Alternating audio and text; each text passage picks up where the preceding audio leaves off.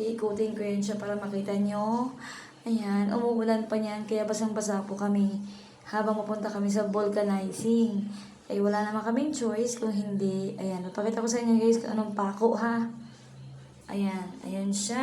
Napako siya. So, nadama yung interior. Ganun pala yun, no?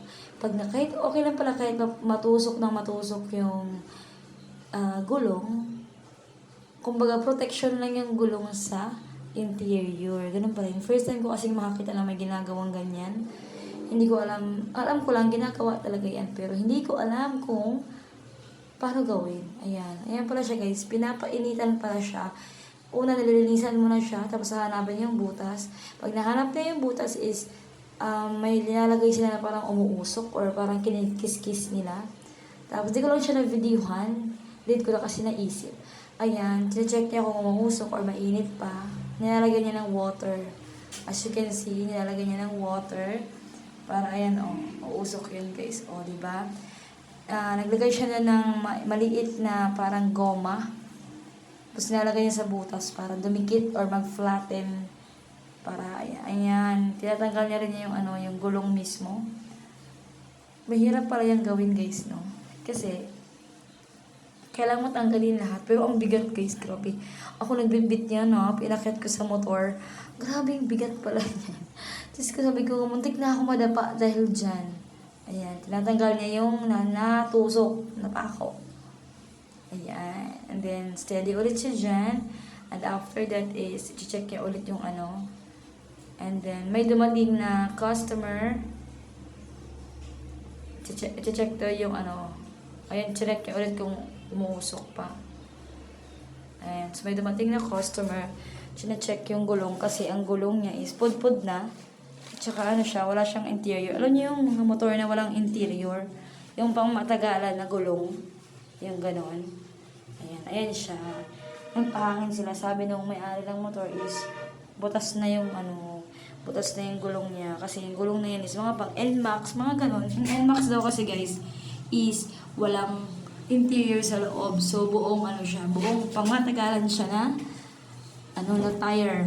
So, ayan, nakita yung butas. Bumula. May nilalagay silang parang sabon para bumula kung saan yung banda yung butas. Ayan, nakita na yata dyan eh. Urong niya konti. Mas makikita dyan yung butas. Bumula kasi yan guys eh. Ayan yung part na. Ayun. Ayan na bumubula siya guys. Ibig sabihin doon yung butas. So, dahil manipis na din naman yung tire ni kuya, sabi ng asawa ko is, need na daw palitan ng bago kasi matagal pala ang niyan, ang lifetime. Pag bagong bili, ngayon lang ata nasira. Sobrang tagal na rin naman. Kaya, ayan, back to our interior. Ayan. Ayan, tatanggalin na niya guys. Ayan na yun, nag-flatten na yan siya. Ayan. Tapos, check niya ulit yan. Lalagyan niya ng hangin. Tapos, huhugasan niya yan muna yan. Hugasan niya para, siyempre, hindi siya mainitan. Tapos, hanginan niya yan until malaman niya. Tapos, ilulog niya sa tubig kung if ever na may bubula pa or may sisingaw pa. Ayun yung tapal. Bakit ako nang malapitan sa inyo pag malapit na yung gear sa may tire? Ayan, hinuhugasan niya kasi kailangan niya nang makita kung may bubula or may sisingaw pa. Ayan. Ganyan pala yan, Kumbaga, galing sa init, i-cool down siya. Ayan. Okay na siya. And then, babalik niya na yan sa loob ng aming tire para mapasok niya ng maayos. At ilagay niya yung parang yung nilalagay ng air, yung binubumbahan. Yan ang unahin niya. Ipapasok niya muna yan. Siyempre, tinanggal niya yung takip. Tinanggal ulit niya yung hangin para mapasok niya ng mabilis. Yan ang uunahin niya. Yan, isunod siya dyan. Tapos dire-diretso na yan, ipapasok niya sa loob. Yan, nabilis niya siya ipasok kasi maluwag na yan guys eh. Ganyan pala ginagawa. Hindi ko din alam. So, may mga motor din, shoutout po. Mag-ingat po tayo. Huwag po tayong dumaan sa mga maraming, alam niyo yun, mga maraming basu-basura. Pero hindi kasi may iwasan yan. Kasi syempre kung dun ang ruta, at doon ang punta nyo, ganoon talaga ang mangyayari. Yan, napasok ko niya, bilis, diba? Tapos yan, ayos niya pa yan. Sa sentro niya yung yung labasan ng hangin at pasukan ng hangin. Yan, ganyan. Tapos yan. Ibababa niya na. Yan. Tapos tsaka niya lalagyan ng hangin.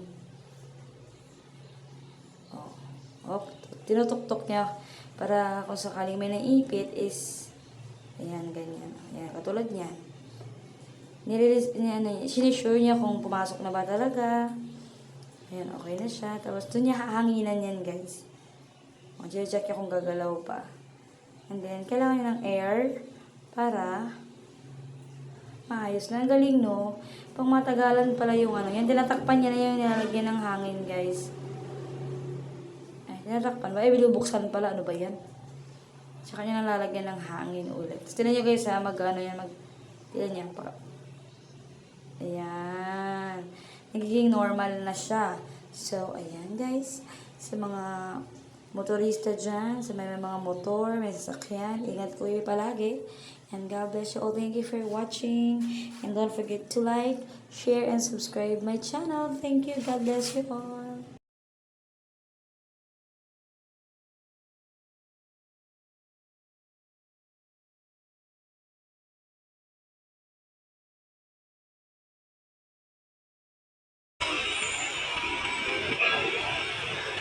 It's all finished guys, only for 50 pesos, okay na.